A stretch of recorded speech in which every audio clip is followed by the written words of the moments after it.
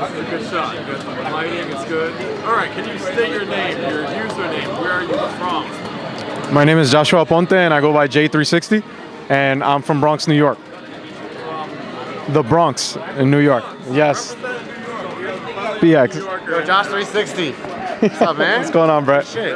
I'm glad you've been beasting, as always.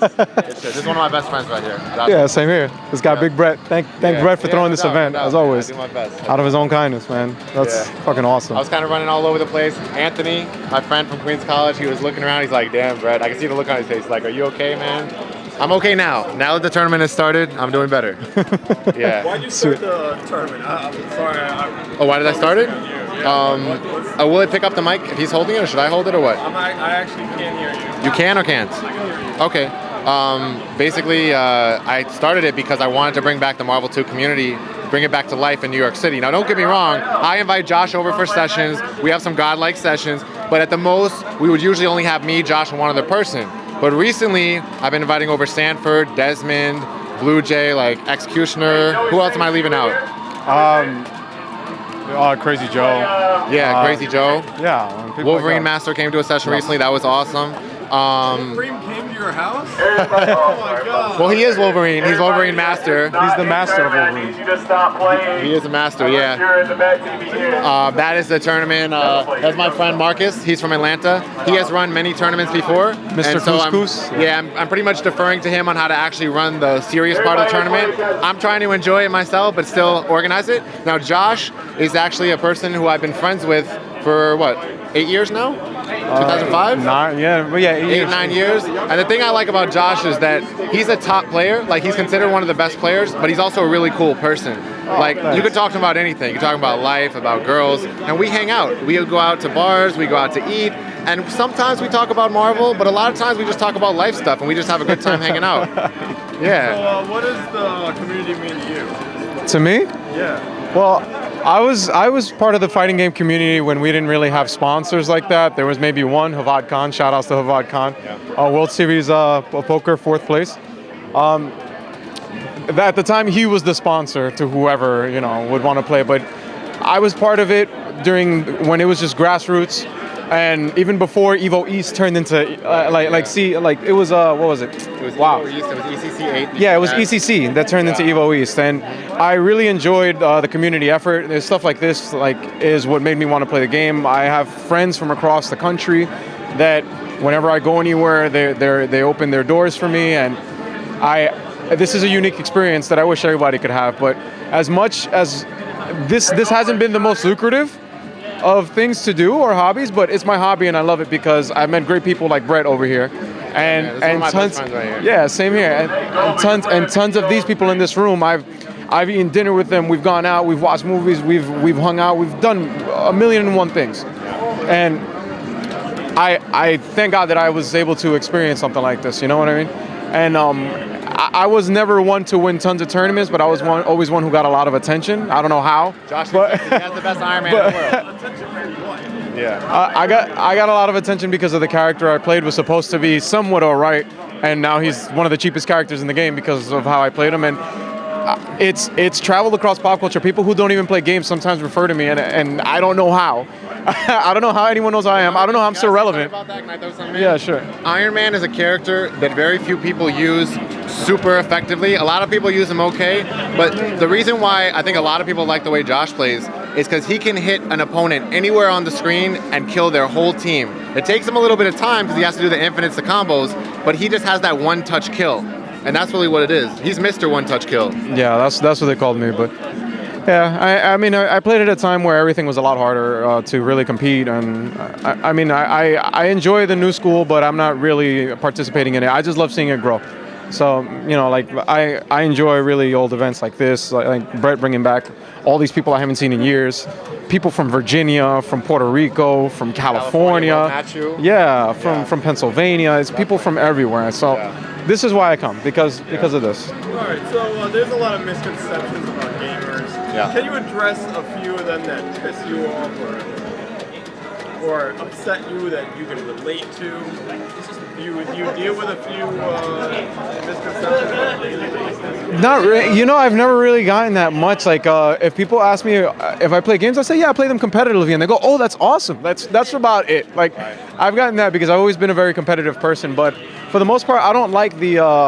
By the way, it's funny that you said it because you look like you're ready to go in. You're about to do sports.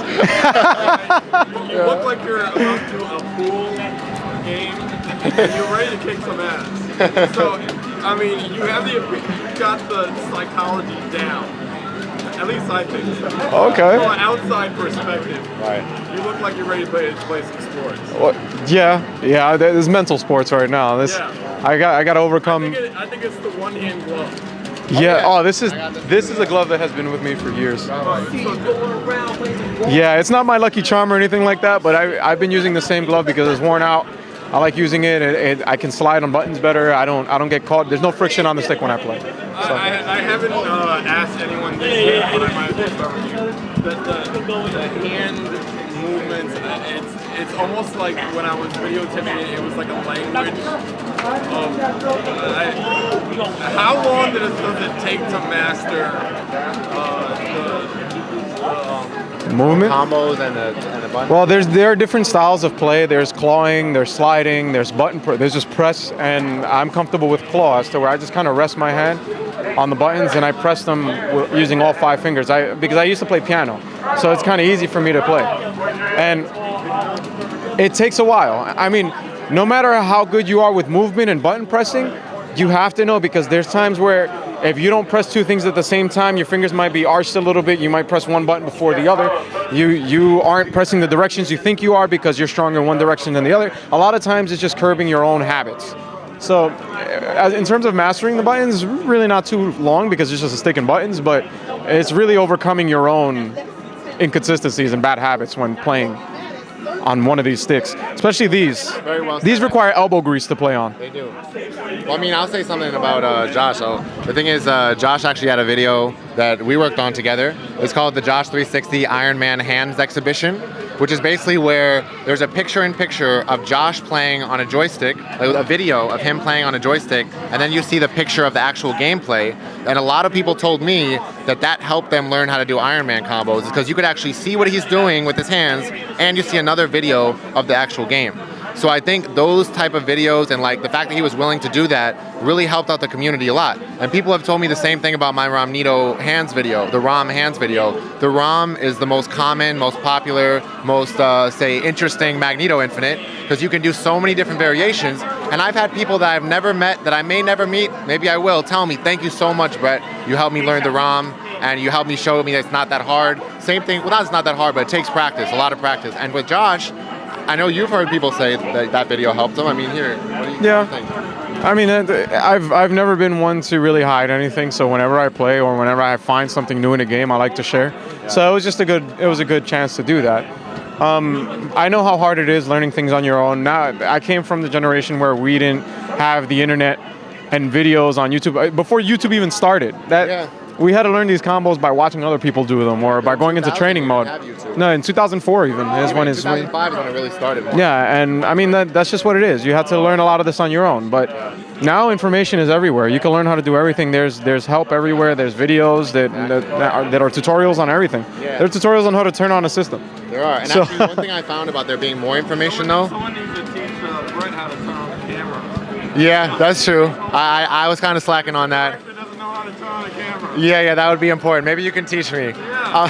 One thing that is true. First thing, you have a BA in I do. In film. In film. My God. Yeah. It's embarrassing. I was thinking about my match though. I was thinking about my Magneto combos. But one thing I will tell you is I will learn how to do that after this. Right. But you're gonna learn how to turn on the camera. I am.